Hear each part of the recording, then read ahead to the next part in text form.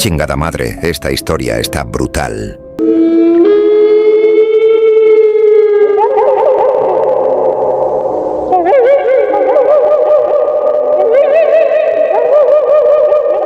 El condenado de los Andes es una historia que se ha contado por generaciones en las montañas frías y silenciosas del sur. Se dice que aquel que escucha su lamento o ve su sombra al caer la tarde ya no vuelve a ser el mismo, pero pocos saben quién fue en vida esta entidad aterradora. Su nombre real se ha perdido con el tiempo, pero en el pueblo lo conocían como Don Eusebio, un hombre poderoso que gobernó su comunidad con puño de hierro. Era respetado, pero más aún, temido. No había quien se atreviera a contradecirlo, porque él decidía sobre tierras, cosechas y hasta vidas. Su crueldad no tenía límites, y entre sus peores crímenes estaba el abuso de varias mujeres del pueblo, entre ellas su propia sobrina. Las noches en la aldea se llenaban de susurros y odio contenido. Muchos querían hacerlo pagar, acabar con su vida y liberarse de su dominio. Pero antes de que alguien pudiera tomar justicia con sus propias manos, el destino se adelantó. En una noche de tormenta, mientras cabalgaba de regreso a su hacienda, su caballo se desbocó y lo arrojó al abismo. Nadie lo ayudó, nadie lloró por él. Pero si el pueblo pensó que con su muerte todo terminaría, estaban muy equivocados. Desde aquel día, Don Eusebio no encontró descanso. Su espíritu vagaba entre las calles empedradas y los senderos de la montaña. Al principio, solo se escuchaban susurros en las noches sin luna. Luego, algunos decían haber visto su silueta entre la neblina, y cuando los primeros desaparecidos comenzaron a contarse, el miedo se convirtió en terror absoluto. El condenado aparecía a quienes caminaban solos, especialmente después de las 4 de la tarde, cuando el sol comenzaba a ocultarse detrás de los picos de los Andes. Se presentaba como una sombra alargada, con el rostro deformado por la ira y el sufrimiento. No hablaba, pero su presencia helaba la sangre. Si alguien tenía la mala suerte de cruzarse con él, caía enfermo, como si la muerte lo abrazara poco a poco. Pero lo peor estaba por venir, porque no solo atormentaba a los hombres, sino que empezó a acechar a los niños. Los más sensibles eran los primeros en sentirlo. Un escalofrío repentino, un llanto sin razón, un murmullo en el viento llamándolos por su nombre. Y algunos nunca volvieron a casa. Los habitantes intentaron de todo. Misas, rezos, velas encendidas en cada esquina. Pero nada lo detenía. Don Eusebio había sido un demonio en vida, y ahora lo era en la muerte. Su condena no solo lo ataba a la tierra, sino que se alimentaba del miedo de su pueblo. Pero entonces, un anciano, el último testigo de sus crímenes, habló. Dijo que había una forma de hacerlo descansar, pero que pocos tendrían el valor de intentarlo. Y aquí es donde comienza la verdadera lucha contra el condenado de los Andes.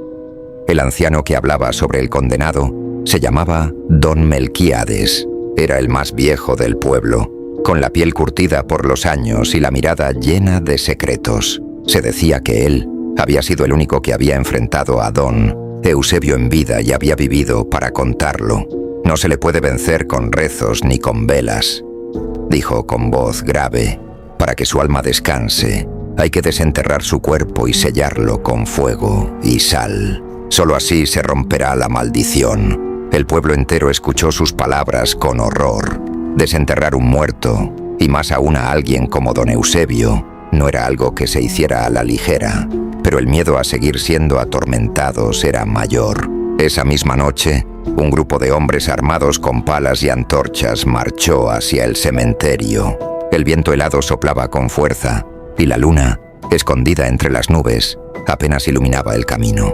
Cuando llegaron a la tumba de Don Eusebio, el suelo estaba removido, como si algo hubiese escapado de ahí. «Esto no es normal», murmuró uno de los hombres. A pesar del pavor, comenzaron a cavar. La tierra estaba dura, pero avanzaban rápido, impulsados por el miedo y la determinación. Y entonces, la pala de uno de ellos golpeó algo. «Aquí está», gritó con nerviosismo. Quitaron la tierra con las manos, y lo que encontraron los hizo retroceder con espanto. No era un cadáver en descomposición, como esperaban. No, era un cuerpo casi intacto, con la piel pálida y los ojos abiertos, como si nunca hubiera muerto. Pero lo peor fue cuando esos ojos se movieron y una risa gutural surgió de la boca del condenado. Los estaba esperando, dijo con una voz que no era humana. El pánico se apoderó del grupo. Algunos corrieron, pero otros, aterrados, intentaron cumplir con el ritual. Rocían sal sobre el cuerpo y prenden las antorchas, pero una fuerza invisible los lanza por los aires. Don Eusebio, con su rostro desfigurado por la maldad, se levanta de su tumba. Creyeron que podían librarse de mí, susurró. Ahora sufrirán más de lo que jamás imaginaron. El cementerio se llenó de gritos. Aquellos que lograron escapar corrieron al pueblo, gritando que el condenado había despertado. Y esa noche, el pueblo entero tembló de terror, porque no solo don Eusebio había vuelto, sino que trajo consigo algo aún peor. El condenado desató su furia sobre el pueblo, atormentando a sus habitantes sin descanso. Las noches se llenaron de gritos y la gente comenzó a perder la razón. Se escuchaban golpes en las puertas, sombras que se deslizaban por las paredes y lamentos que parecían venir desde las profundidades de la tierra.